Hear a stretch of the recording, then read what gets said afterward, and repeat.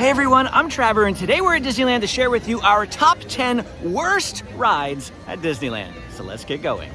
Now this list is in no particular order, neither is it my own personal opinion, but rather a compilation of your responses to a community post that I posted on our YouTube channel, as well as other popular opinions that I found online. And we're gonna start off our list with the Davy Crockett's Explorer Canoes. Now, I gotta start off by saying that I actually really love this attraction, and the only reason that it is on this list is because a large majority of you do not.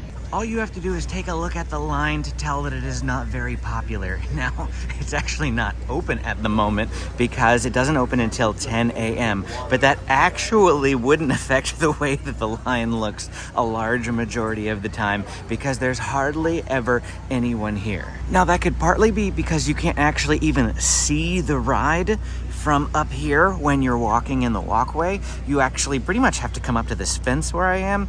But it's also just because that this is one of the only rides at Disneyland that requires manual labor. You row your own boat. There is no track. But I'll clue you in on just how much we love this ride. On our last ride through, there is a break in the middle of the ride, which functions as a way for you not to have to row the whole time. And the cast member will interact with guests in a corny sort of Jungle Cruise fashion. And at one point she asks what type of bird it is that's up on top of this like pole. And after nobody said anything, Amy chimed up and said, "Plastic." And then the cast member just chuckled and said, "I see you've done this before." Now, our next attraction is right next door to Davy Crockett's Explorer Canoes, and that is the Many Adventures of Winnie the Pooh. Yes, this ride ended up on the list too. Once again, I want to remind you that if this list were left entirely up to me, Winnie the Pooh would not be on it. I love this ride. And one of the main reasons that I do enjoy it so much is because of what you see behind you. Now, remember again, this is rope drop and this isn't a rope drop destination, but this ride hardly ever gets a line to begin with. In fact, those of us who are Disneyland locals know that we can gauge how busy Disneyland is by looking at the wait time for Winnie the Pooh. If we see that Winnie the Pooh is 25 minutes or above, we know that Disneyland is slammed. This is a great ride to do when you need a break, when the park is too busy, when you need to get away from the crowds. Come to Winnie the Pooh because the line is usually fairly short. With the addition of the Roo Pass, it's also great for small families or groups of 2, 3 if you have small children, in order to bypass what line there might be if it does happen to have that 25-minute wait. Oh look, Rise of the Resistance is not open at Rope Drop again. Surprise, surprise. That means that everybody is going to be lined up over here off to our right-hand side. I've told you guys countless times here on the channel not to rope drop Rise of the Resistance, and that is one of the reasons. If it's not the long lines, it's the fact that sometimes it's just not even open. And for our next ride on this list of worst rides at Disneyland, we have Millennium Falcon Smuggler's Run, which is currently sitting in an 85-minute wait.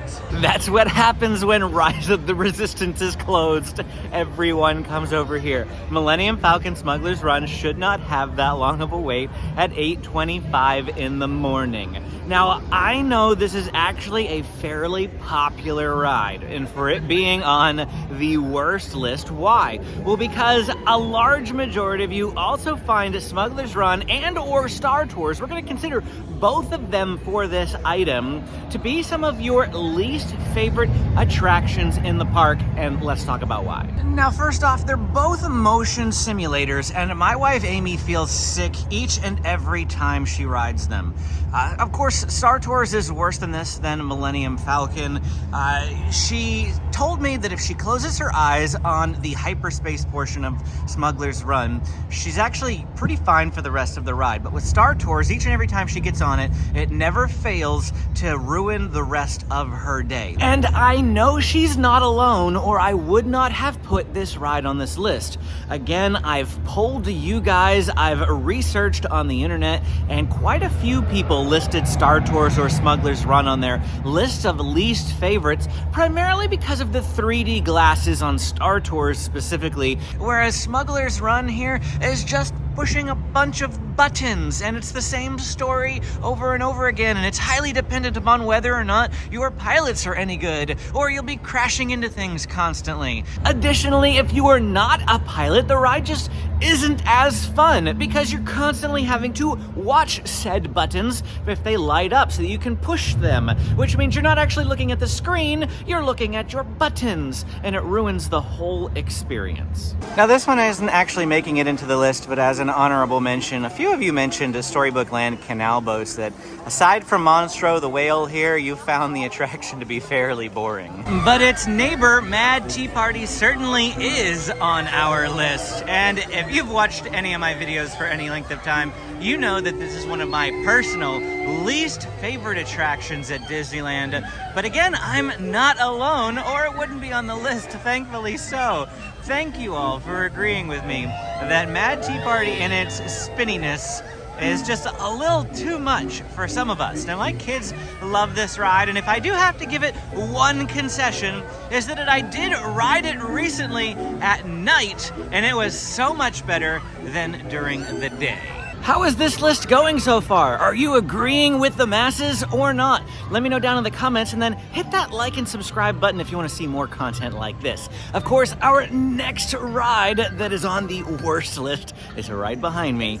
It's a Small World. And I mean, even standing here in the area outside the ride, you can hear that music, and the music, the dreaded music, is one of the #1 reasons why you all dislike it. Now, every child loves this ride, and it was Benjamin's favorite for the longest time. It's calm, it's relaxing, and it's got bright colors that kids love.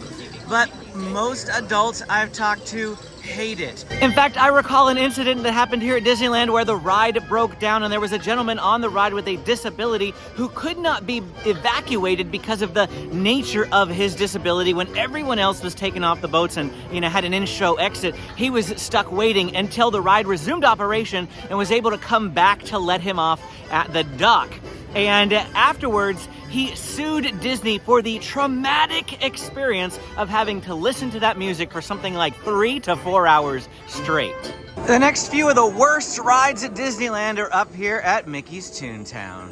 And of course, one of those rides we were talking about is Roger Rabbit's Cartoon Spin. Now, you guys can fight me on this, but this is my absolute least favorite of the rides here at Disneyland. I mean, it contends with Mad Tea Party. They're essentially the same ride. Mad Tea Party and Roger Rabbit's, they're both spinning attractions, and I just cannot handle it. I know I'm not alone. Several of you online, whether in the community post that I posted or just in articles on Reddit that I found, said that Roger Rabbit just feels out of place at Disneyland. It's only here because it's a cartoon, and this is Toontown.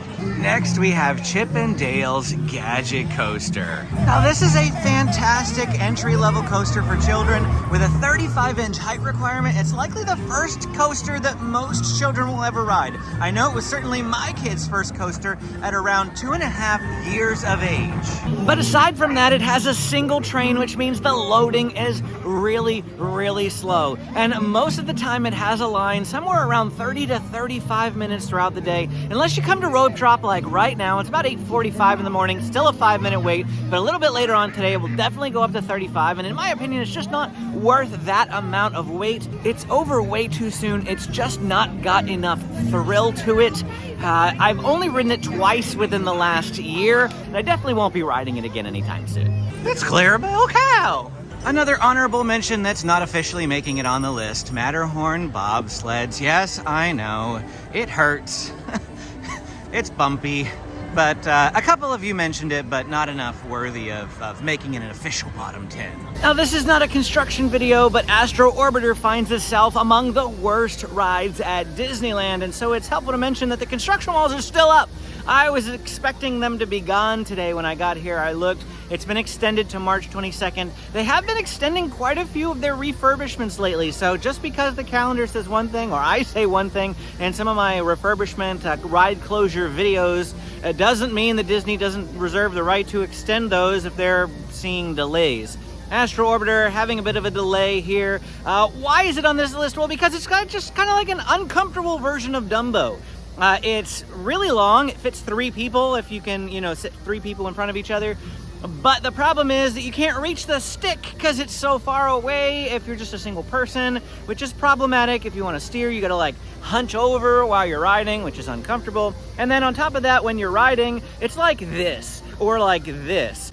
If you fly right in the middle, you might be like able to ride evenly, but it does tilt, whereas Dumbo just kind of goes up and down at level. So unfortunately, it means that it's really, really uncomfortable to ride on this attraction. I generally skip it, and a lot of you do too, based on the comments. Now, as I said at the beginning of this video, most of these rides cannot be ranked because, well, it'd just be really, really hard to rank the bottom 10.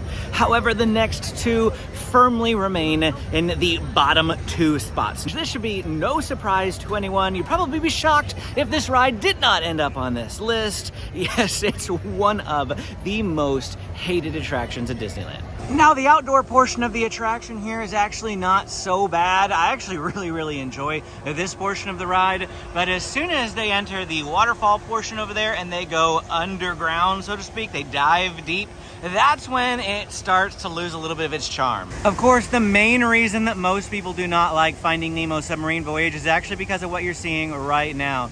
People having to go down into the tiny tin can. I mean, it's cramped, it's dark, it smells. The cons cannot be overstated for this attraction. Did I mention the smell? Whether it's bad BO or a dirty diaper, you are in a small enclosed space and that smell permeates throughout the whole area, and it's only made worse if you have to sit next to said smell for the entire 15-minute voyage. Yes, it is that bad. On top of that, the slow loading for this attraction just makes it, like I said, one of the least recommended rides in the park. It would be best if they were to rip this attraction out as well as the next ride on this list and put something better here. And yes, we are talking about Autopia.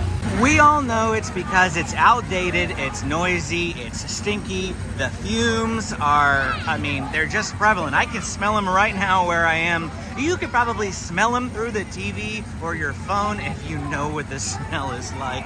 It's just not that great. It's not so much the ride itself, because most people who don't like this ride said that if they updated the vehicles to electric vehicles, it would fit more in line with the futuristic theme of Tomorrowland, and they might actually enjoy the ride. The people who still do like this ride are mostly families with little kids who have reached their first height milestone, or they have nostalgic memories of this being one of their first rides when they themselves were a kid. And as a bonus ride, when I asked online, one of you said that your least favorite ride at Disneyland was the ride home, and I just thought that was an absolutely perfect response. If you enjoyed this video, please hit the like and subscribe button, then click this video to check out our top 10 video if you want to see what the best rides are. Thanks for watching, and we will see you again next time.